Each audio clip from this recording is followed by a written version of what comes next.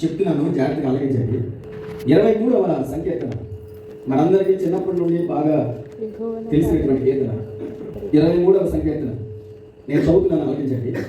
యెహోవా నా కాపరి, నాకు లేమి కలుగదు. పచ్చిక గల చోట్లను ఆయన నన్ను పరుండ చేయుచున్నాడు.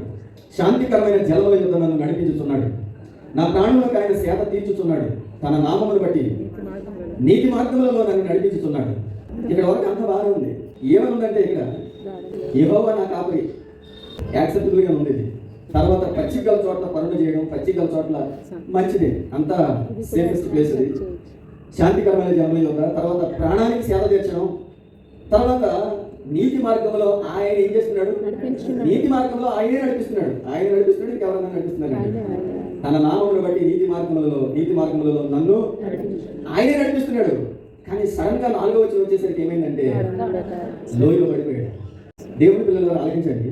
4వ వచనం వచ్చేసరికి లోయలో ఉన్నాడు ఆ వ్యక్తి.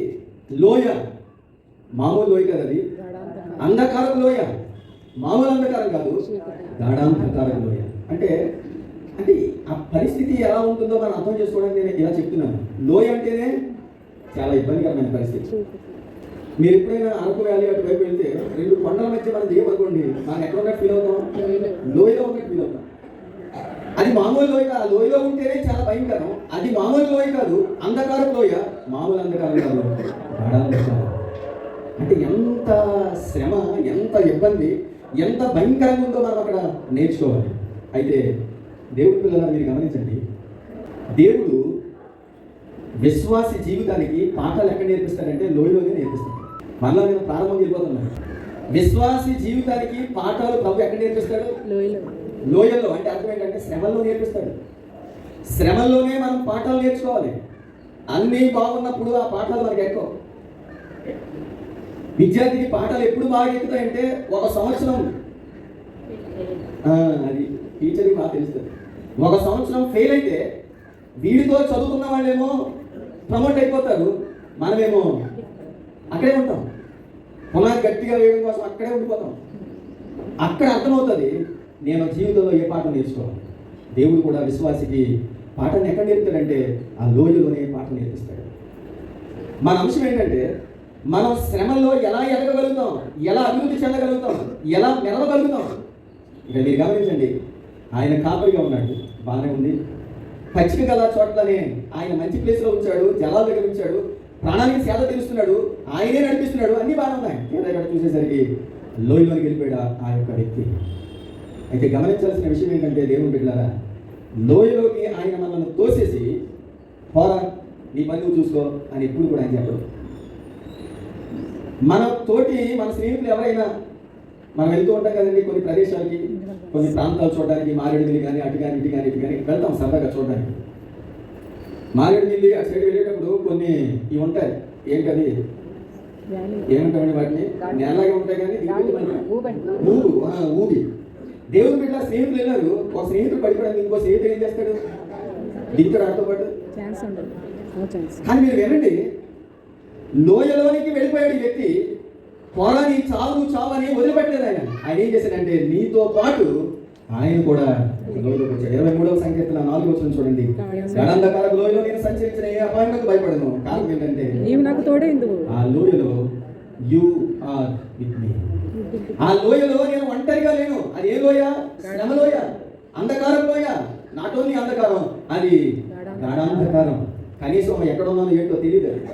అలాంటి లోయలో ఎవరున్నారు తెలుసా? నీవున్నావు నాతో. ప్రియమైనటువంటి దేవుడు బిడ్డలారా, మన శ్రమల్లో ఆయన విడిచిపెట్టే దేవుడు కాదు. మన శ్రమల్లో మనతో ఎవరు లేకపోయినా ఇక్కడ కీర్తనగాడు చెప్తున్నాడు, నీవున్నావు నాతో శ్రమల్లో. నేను మొదట మీకు జ్ఞాపకం చేస్తున్నాను, శ్రమలో మనం ఎలా అభివృద్ధి చెందగలమంటే నీకుగా నీవు ఉంటే అభివృద్ధి చెందలేవు. కానీ శ్రమలో నీతో పాటు నాతో పాటు మనతో ఎవరున్నారు? అదేంటండి మాట. ఆయన ఉన్నాడు మనతో.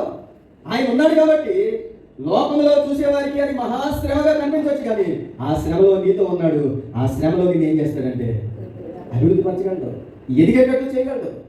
పౌలు అంటాడు, దినదినము కృషిస్తున్నాను, నశించిపోయిన వారము.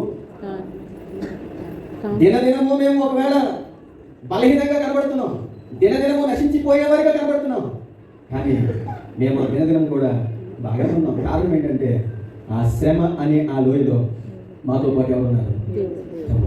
కాబట్టి ఈ శ్రమల్లో విశ్వాసి అభివృద్ధి చెందగలుగుతాడు. కారణం ఏంటంటే నీతో పాటు పేతురు రాసిన మొదటి పత్రిక 5వ అధ్యాయం, పేతురు రాసిన మొదటి పత్రిక 5వ అధ్యాయం, క్షమించండి 4వ అధ్యాయం. నేను చదువుతున్నాను, ఈ మాట గమనించాలి. పేతురు రాసిన మొదటి పత్రిక 4వ అధ్యాయం 14వ వచనం.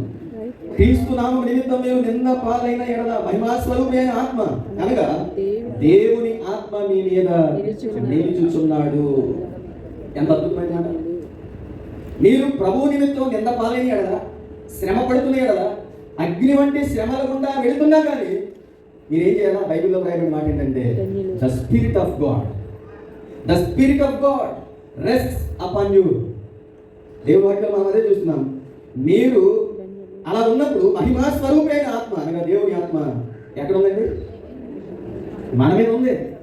ఆ శ్రమల్లో మనం ఒంటరిగా లేవు. పేతురు అదే చెప్తున్నాడు చెదరిపోయిన దేవుని పిల్లలకు. అగ్ని వంటి మహాశ్రమలలో నీరో చక్రవర్తి ఒకవేళ మిమ్మల్ని ఎట్టివేసినా కానీ ఆ శ్రమల్లో మీరు అభివృద్ధి చెందుతారు, గ్లో అవుతారు, మెరుస్తారు. కారణం ఏంటంటే ఆ శ్రమల్లో మీరు లేరు, ఆ తండ్రి ఆత్మ మీ మీద నిల్చున్నాడు. కీర్తనగాడు అదిగా చెప్పాడండి, గాఢాంధకారపు లోయలో నేను సంచరించిన ఏ అపాయములకు భయపడను. కారణం ఏంటంటే నువ్వు నాకు తోడుగా ఉన్నావు. అంధకారపు లోయలో క్రైస్తవ జీవితాన్ని చాలా మంది లోయలోకి తోసేయచ్చు అనుకుంటారు. నేను అందుకే మొదట జ్ఞాపకం చేశాను, ప్రభు మనల్ని పిలిచిందే శ్రమ పడడానికి. దేవుని పర్మిషన్తో లేదంటే దేవుడు అనుమతించిన శ్రమలో బయటికి వస్తే నీవు సిద్ధపడి వెళ్ళిపోవడమే. ఆ శ్రమలను స్వీకరించాల్సిందే. కారణం ఆ శ్రమలే నిన్ను ఎదగడానికి, అభివృద్ధి చెందడానికి, మెరవడానికి ఉపయోగపడతాయి. కారణం ఏంటంటే ఆ శ్రమల్లో నీతో పాటు ఎవరున్నారంటే కీర్తనగాడు చెప్పాడు, ఆ లోయలో నీవున్నావు నాతో, కాబట్టి నేను భయపడ్డాను. పేతురు చెప్తున్నాడు చదివిపోయిన దేవుని పిల్లలకు, ఆ శ్రమలో తండ్రి అయిన దేవుని ఆత్మ మీ మీద నిల్చుంది. కాబట్టి శ్రమ పడినప్పుడు పక్కల దగ్గర బాగు నాకు ఇన్ని శ్రమలు వచ్చాయని కన్నీరు పెట్టుకోకండి, బాధపడద్దు. నీకు వచ్చిన శ్రమలు అయితే కన్నీరు పెట్టుకో. పక్కలు వాదారుస్తారో ఇంకా లోతులో వేసేస్తారో తర్వాత. కానీ దేవుడు అనుమతించిన శ్రమల్లో మాత్రం నీవు ఉండగలిగితే దేవుని వాక్యం సెలవిస్తుంది, ఆ శ్రమల్లో ఆయన ఆత్మ మన మీద ఏమవుతుంది? నిలుచుంది. అంతే కదా, ఇంకా తర్వాత చెప్తాడు చూడండి 14వ వచనంలో, నిలుచుచున్నాడు కనుక. ఎంత అద్భుతమైన మాట అండి. కాబట్టి మీరేంటి? మనం ధన్యులం. మనమంటే ప్రభువు యొక్క శ్రమల్లో పాలి భావిస్తున్నాం, ధన్యులం మనం. శ్రమల్లో దేవుడు మనకి ఎలా తోడుంటాడో ఒక విషయం గమనించండి. షడ్రకు మేషకు అబేద్నెగో అనే ముగ్గురు స్నేహితులు అగ్నిలోకి తోసేశాడు.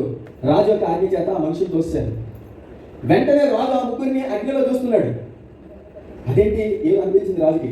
మరలా పళ్ళు ఏం చేశాడు? నలుగుతో చూశాడు. మరలా అదే సీన్ కనపడుతుంది. నా కళ్ళు తేడానని చెప్పి పక్కలు అడుగుంటాడు, వాళ్ళు కూడా అదే కనపడుతుంది.